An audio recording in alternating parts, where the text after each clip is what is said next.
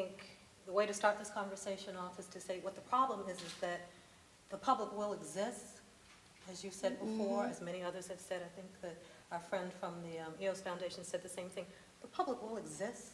The problem is that the public will is not visible in a way that can be sustained for political impact. At the firm, we have specialized in social marketing for more than 20 years. And we've worked on everything from raising awareness about the need for health coverage to improving education to most recently working on saving Darfur. And these are all very difficult issues, and you might have noticed we haven't solved any of those problems. But one of the things that we've been able to do is to be able to create some momentum, some public dialogue, a sense of public will that has motivated target constituencies to take action that matters to the people who make decisions. I so much appreciated what was said in one of the earlier panels by one of the presenters who said that we've got to make sure that we raise the issues in a way that they are relevant to the people that make the decisions. Now, I am mindful that in the foundation community, there's a certain level of sensitivity that we all have to have about our 501c3 status and such. But I think the Reverend precisely identified the potential for us to be able to articulate a need, a value, a morality that resonates no matter who we're speaking with. And there's certainly nothing wrong with reminding, educating stakeholders, opinion leaders, elected and non-elected officials, that these are issues related to poverty that need to be articulated with this new narrative to cause them to pay attention. I think my reaction is that our challenge on raising public will, the visibility of public will on the poverty front, really comes down to a really simple formulation. And I'll give all of the caveats that should go with a simple formulation, but I think it's useful for the purposes of this discussion. It's optimism plus strategy plus communication tools equals change. Optimism plus strategy plus communications tools equals change. I'm so happy to have heard in so many of the conversations we've had today that we recognize that there's lots of will out there to address poverty. That's the good news. We've got the folks who are poor, who for sure have a public will for things to change, and that ain't going to change. And then we've got decent people who care about people who are poor. And I remember reading just recently on this report that Jody did at the center, where she reminded us all that public opinion research, recent and not so recent, consistently indicates, as you saw within the hurricane, that people want there to be change. And I think we should expect that to be the case by and large. So it's not a matter of whether people want change. We ought to be optimistic about that. In my mind, that is in the plus category. That being the case, though, we should be optimistic, but then there's a strategy piece that I think is a perennial challenge for us in the community that cares about alleviating poverty. And that is really tied to the reality that we are operating in a very crowded marketplace of ideas. We are competing with people who have agenda, a strategy, and resources to boot. And because at our firm we deal with such a plethora of issues, we are always, like through the course of every day, I'm reminded of all of the important issues that we've got to fix and address. And very often it's not a matter that these issues are competing. In fact, if we advance work in the area of education, it's going to help in certain areas of poverty, which will also affect child abuse. We all know that there's a lot of systemic connection here. But the fact of the matter is there is competition in the marketplace of ideas to get the attention of the decision makers.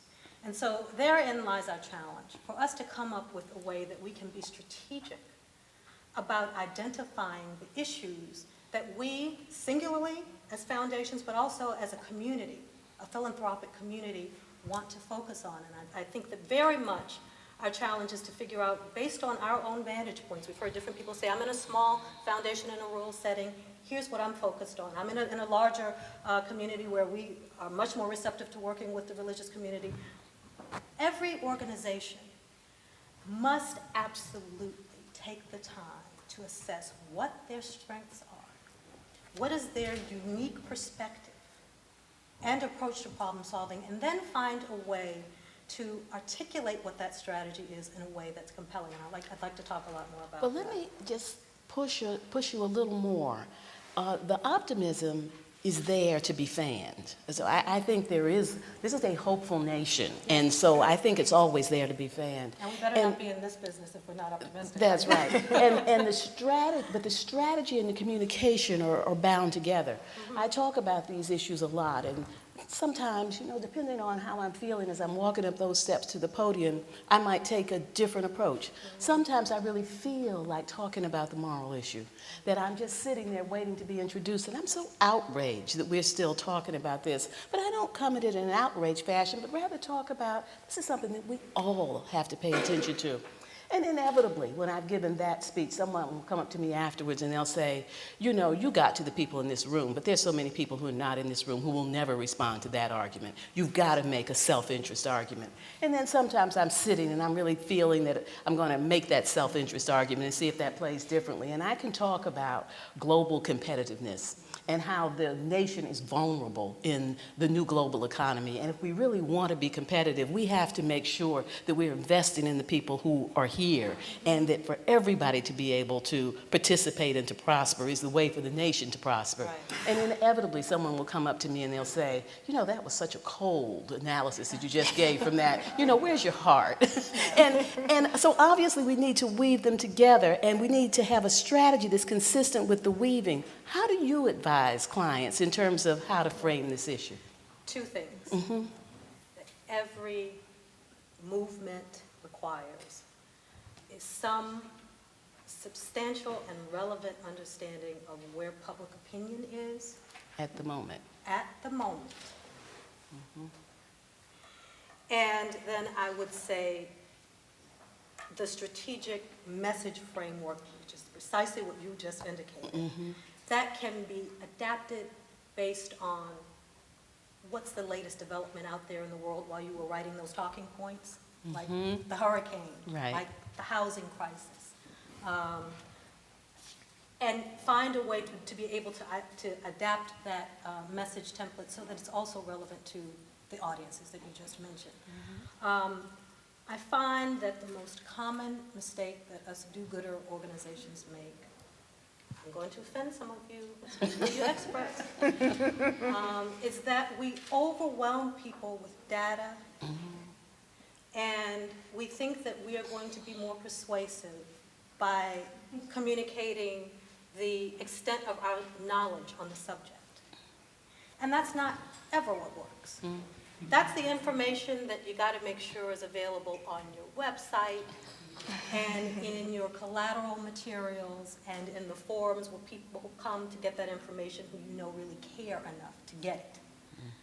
The primary goal has got to be to understand where public opinion is right now, as you indicated, which is a whole lot different than what it was 10 years ago or administration before. And then to find a way to make sure that you meet people where they are. It's so important. I think it was mentioned by one of the pastors in an earlier panel, that for some people, making that argument about the morality of the issue is always going to be the most persuasive. And then there are those for whom it just absolutely will not matter because they can say, well, I can be moral about this other thing and feel that I'm doing something that is responsible, and never make the point of really fully understanding where you're coming from.